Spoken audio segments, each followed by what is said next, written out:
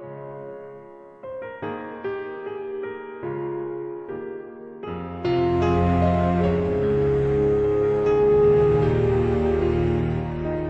am not alone.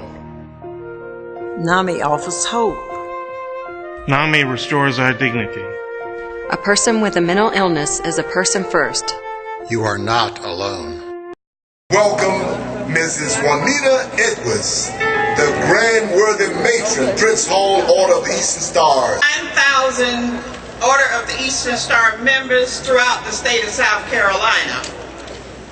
I am proud that we stand with the NAACP to provide free, life-saving education and support programs to raise the awareness and combat the stigma among many South Carolinians to receive mental health counseling. We're living in a time when anytime you turn on the TV, you will see where another tragedy has taken place in our nation, claiming the lives of so many young people. Many of the crimes in our nation are committed by persons needing some type of mental health counseling. They go to jail and still don't get the help that they need.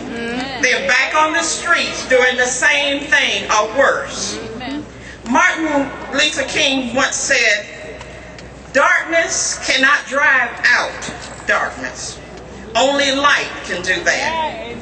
Hate cannot drive out hate. Only love can do that." So let us work to find a way to drive out the darkness of mental health illness and the hate in South Carolina and in our nation. And I know there may be some other probate judges in the audience. And she hates for me to say this, but I'm just telling you what I know. The best probate judge there is anywhere in America, Judge Amy Wright McCullough, Richland County Probate Judge. Would you please come forward?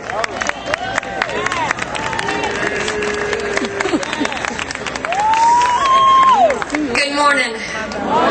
Mental health matters.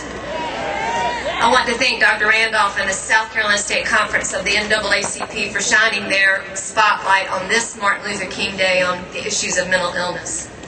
The Civil Rights Agenda handed down to us from Dr. King calls for a broad defense of all those in our community who face injustice and neglect, from our youngest to our oldest. Many of the injustices and inequities are well known. Other issues like mental illness are less widely recognized. And those who suffer from many forms of mental illness are most unable to speak for themselves. In his great tradition, we must carry on his challenge that injustice to anyone is injustice to everyone. Mental illness is a civil rights issue and one we must discuss. Mental illness affects all of us, all races, all ages, all communities. 1 in 4 adults suffer from a mental illness. This means that each one of us knows someone who suffers from a mental illness, whether they are a family member, a neighbor, a co-worker, or a friend. For our veterans, mental health problems are an epidemic. What is most unfortunate is for those who need help, those diagnosed with a mental illness, only 38% receive any type of mental health services. When you understand that 62% of those with a mental illness are not receiving treatment, we must ask why. What prevents people from seeking the help they need? Is it the stigma associated with mental illness? Is it the fear of public humiliation from acknowledging they need help? Is it a geographical or financial lack of access to services and treatment? Or is it the lack of the services and treatment due to budget cuts?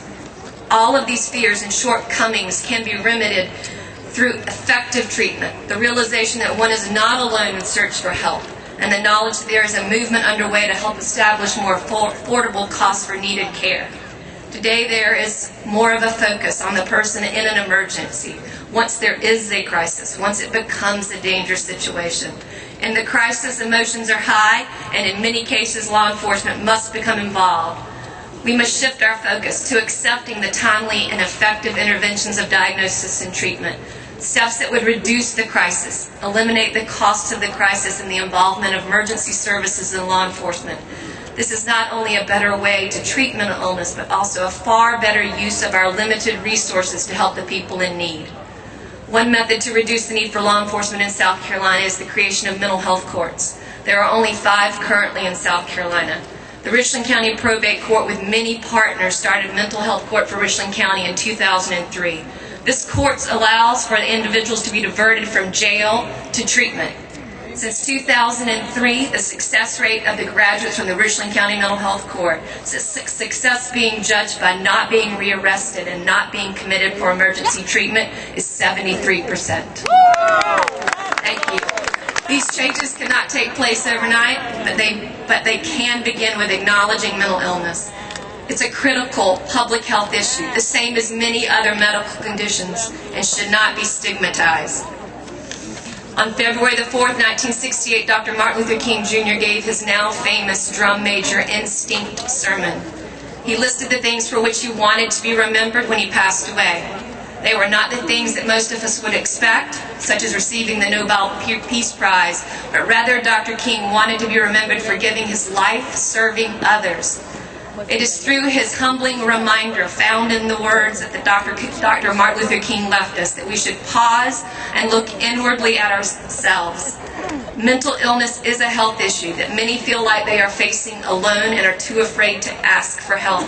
Only through a shift towards education, timely diagnosis, effective treatment can we hope that those who feel so dismayed. For in the end, we should all want someone to say of us that which Dr. King also desired, that in our day, in our generation, and in our communities, we tried to love and serve humanity. That is his legacy to us, and we cannot fail that challenge, and we cannot fail to try. Thank you. I would now like to introduce Bill Lindsay, the Executive Director of NAMI.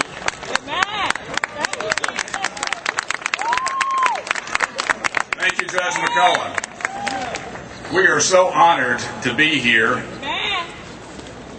So honored to be here at this wonderful King Day at the Dome event. I want to thank Judge McCullough and Dr. Randolph for little that I know back in June of this year when they asked us, NAMI and mental health, to be a focus of this event, that things would happen like happened last month at Sandy Hook.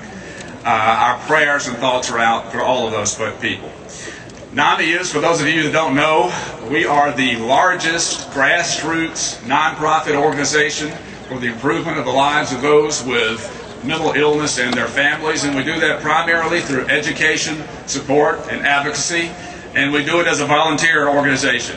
Now, I'd like to take a moment just to talk, we've got such a wide, diverse group of people here, about a teacher, since we've got education related here, that was a 3rd grade teacher, and she wanted to have a day where all of her kids could come and talk about their particular religion. She lived in a town not unlike Columbia where it was wide and diverse, so she said, why don't you bring a religious symbol to your class, our class on Friday. We'll do a little show and tell. If you want to bring it, fine. If you don't have to. So they came, Friday came up, and all the kids were out there. And she said, all right, let's go. Who wants to go first? They all raised their hands. She said, Muhammad, come up here. And he came up. He said, tell us your name and what your religion and what your symbol is. He said, I'm a Muslim, and this is a prayer rug. Very good, Muhammad. How about you, Rachel? Why don't you come on up here? Rachel came up to the front. She said, I'm a Jew, and this is a Star of David. She said, all right, Mary, come on up. Come on up here. And Mary came up to the front. He said, my name is Mary, and I'm a Catholic, and these are rosary beads. Very good. Martha, come on up.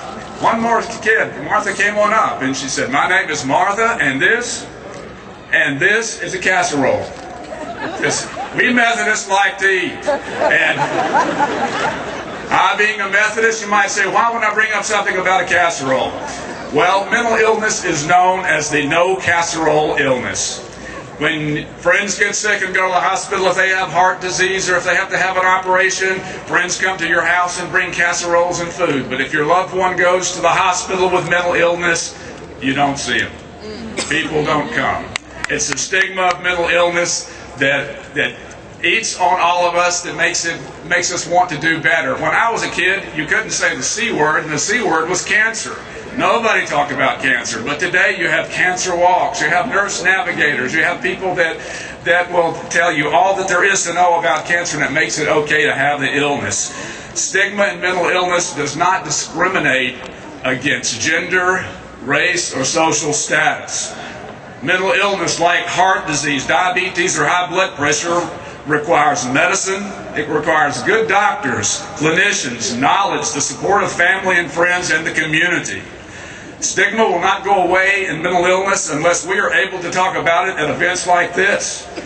Stigma will not go away until our leaders and prominent people of the state will talk about mental illness. And I'm so glad that while we're here today, there's been plenty of prominent people that have had mental illness over the course of our history. And one of them I'd like to quote right now is Abraham Lincoln. Some of you may have heard this quote before. "I am now the most miserable man living. If what I feel were equally distributed to the whole human family, there would not be one cheerful face on earth. Whether I shall ever be better, I cannot tell. I awfully forebode I shall not. To remain as I am is impossible. I must die or be better, it appears to me." He didn't say this when he was president and he had all of the trouble of the war on him. He said this as a young legislator, and he suffered with depression for most of his life. But what would our world be like if he hadn't been able to go on? Today, we've got better treatment for those folks, but depression is something that really affects a lot of us. In particular, suicide takes 37,000 of our fellow Americans every year. 37,000, over 100 a day, succumb to suicide. Twice as many suicides as homicides. That's hard to believe. Can you imagine if we had an airliner going down with 100 people a day on it that would shut down the airline industry, yet we don't talk about suicide. It doesn't appear in the paper. It hardly even makes mention to the backsides of the paper, and yet it's one of the most preventable deaths that we have out there because treatment works if you can get it. Here in our state, we've had the Department of Mental Health budget from 2008 up until July 1st of this year cut $90 million. Across the country, it's been about $4 billion that has been cut. Of that money that's been cut, we are starting to see a little bit come back in with the session that's going on currently. There's a little money coming back in, and we got a little bit more planned to come back in, about $11 million this year. But when you lose $90 million, that is a lot to overcome. Right here in Richland County, in our jail in Richland County, 300 people a night are on psychotropic medicines in the jail. The largest mental health hospital in our state for the Department of Mental Health is Bryan Hospital, same county. They only have 168 beds in the non-forensic units. Twice as many people are being treated in jail as in the hospital, and we've got money to pay for it after the disease hits, but we don't have money to pay for the preventative measures up front. It's one of the reasons that as an advocacy organization, we're advocating for more appropriations to the Department of Mental Health. We're also advocating for Medicaid expansion, because no one needs it more than those with mental health issues. Mental health issues, a great portion of those that go to the Department of Mental Health for service are self-pay. That means that they don't have Medicaid or they don't have insurance. A large percentage of those would qualify for this Medicaid expansion. That would mean that the state wouldn't have to be paying for those folks to get treatment, but it would be coming from Medicaid and the federal government. We would be saving money. It seems to be a no-brainer for our folks to get the treatment that they need, paid for by the federal government, than for by the state of South Carolina. One other piece of legislation that we're looking at that I think can help everybody is a bill for communications that will make things better for folks of all illnesses, but in particular mental illness. It's a communications piece. It's a piece that allows you to exercise your right to select someone from your family or a friend to be part of your treatment team. Right now we don't talk a lot. Most of the folks that I get that come to me are wanting help with talking with their doctors. This would help it. It's S-117 and House Bill. I'd like to end up with one quote from Dr. King. Dr. King said, "We will remember not the words of our enemies, but the silence of our friends." I believe we have to talk about these issues to make them part of our life. I believe that you can make a difference with us. Thank you so much.